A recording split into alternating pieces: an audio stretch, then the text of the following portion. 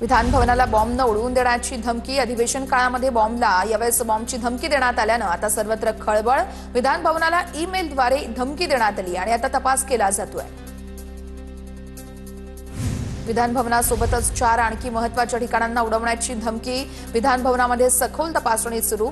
विधान परिषदेचे सभापती राम शिंदे यांची माहिती।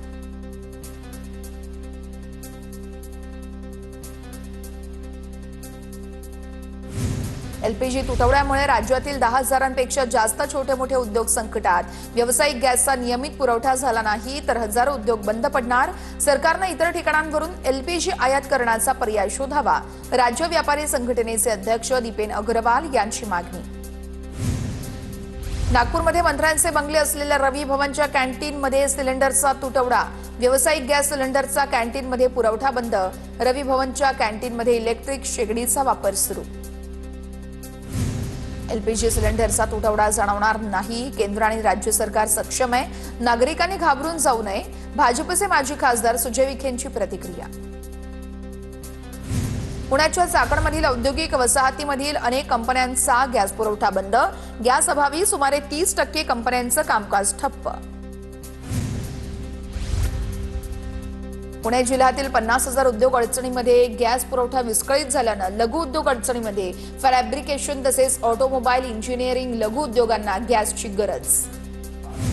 नागपूरमध्ये शालेय पोषण आहार योजनेवरती गॅस टंचाईचं सावट। शाळांकडील केवळ पुढील 15 दिवसांचा एलपीजी सिलेंडरचा साठा।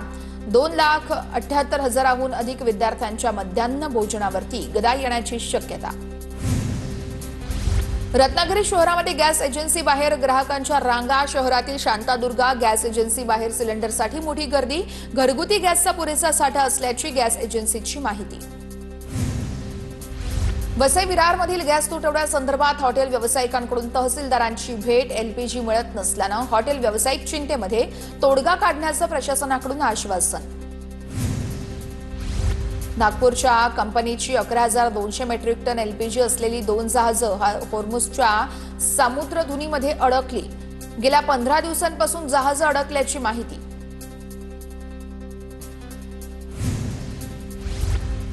भंडारा जिल्ह्यातील डिफेन्स अकॅडमी शाळेमध्ये 2 दिवस पुरेल इतकाच एलपीजीचा साठा। प्रशासनानं उपाययोजना करून सिलेंडर पुरवठा करावा। शाळा प्रशासनाची मागणी। धाराशिवमध्ये प्रशासनानं 200 हॉटेलचा गॅस पुरवठा थांबवला। घरगुती गॅस पुरवठा सुरळीत होण्यासाठी प्रशासन ॲक्शन मोडवर। पुरवठा विभागाची निरीक्षण पथकही तैनात। चंद्रपूरमध्ये व्यावसायिक सिलेंडरची रिफिलिंग बंद। हॉटेल व्यावसायिक त्रस्त, मात्र घरगुती गॅस उपलब्ध। पुरवठा विभागाकडून गॅस एजन्सी मालकांची बैठक। गॅस एजन्सी मालकांची बैठक घेऊन परिस्थितीचा आढावाही घेतला। गोंदिया व्यावसायिक सिलेंडरचा नियमित पुरवठा न झाल्यास हॉटेल व्यवसायांवरती उपासमारीची वेळ। हॉटेल बंद झाल्यास अनेक कामगार बेरोजगार होऊ शकतात।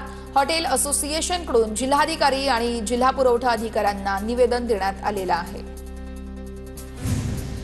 सोलापूरमध्ये व्यावसायिकांकडून हॉटेल बंद ठेवायला सुरुवात। गॅस अभावी छोटे हॉटेल व्यावसायिक अडचणीमध्ये।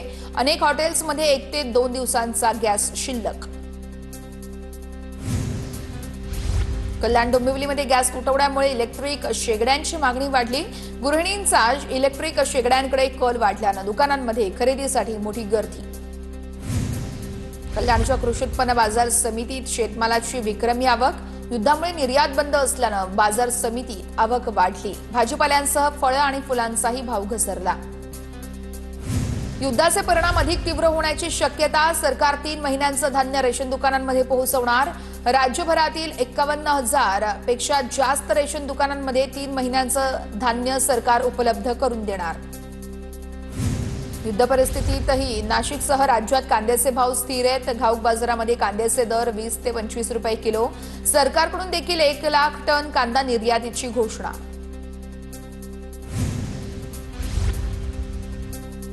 उपमुख्यमंत्री सुनेत्रा पवार यांच्याकडून कराडमधील प्रतिसंगमावरती अभिवादन। यशवंतराव चव्हाण यांच्या 113व्या जयंतीनिमित्त अभिवादन करण्यात आलं।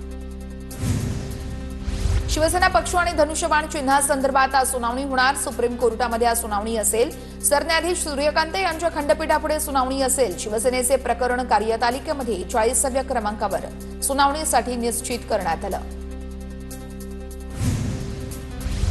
भाजप प्रदेश अध्यक्ष रवींद्र चव्हाण यांच्या सर्व आमदार आणि मंत्र्यांना सूचना, विरोधकांना हलक्यात घेऊन हवेत राहू नका।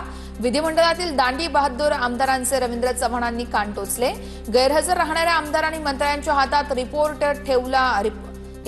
कार्ड ठेवलं। यापुढे गैरहजर राहताना पक्षाला द्यावं लागणार लेखी कारण।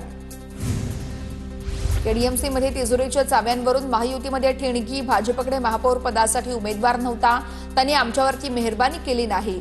तुमचं ते आमचं आणि आमचं तेही आमचंच अशी भाजपची जुनी सवय आहे। अरविंद मोरेंचा भाजपला घरचा आहेर। नाशिकमध्ये आज तपोवनातील पर्यावरण प्रेमींचा महापालिकेवरती मोर्चा। अमित ठाकरे उपस्थित राहणार। वृक्षतोड थांबवा आणि गोदावरी नदी प्रदूषण मुक्तीच्या मागणीसाठी मोर्चा काढला जाणार। कोणताही नियम महिलेला मातृत्व रजा घेण्यापासून रोखू शकत नाही। नागपूर खंडपीठाचा मोठा निर्णय। एका महिला डॉक्टरवरील 23,58,000चा दंड कोर्टानं अवैध ठरवत रद्द केला। इगतपुरीतील टिटोली रेल्वे क्वार्टरमधून 2 अल्पवयीन मुली बेपत्ता। 10 मार्चला दुपारी 1 वाजता मुली बेपत्ता झाल्याची घटना। गुन्हा दाखल करत इगतपुरी पोलिसांकडून पुढील तपास सुरू।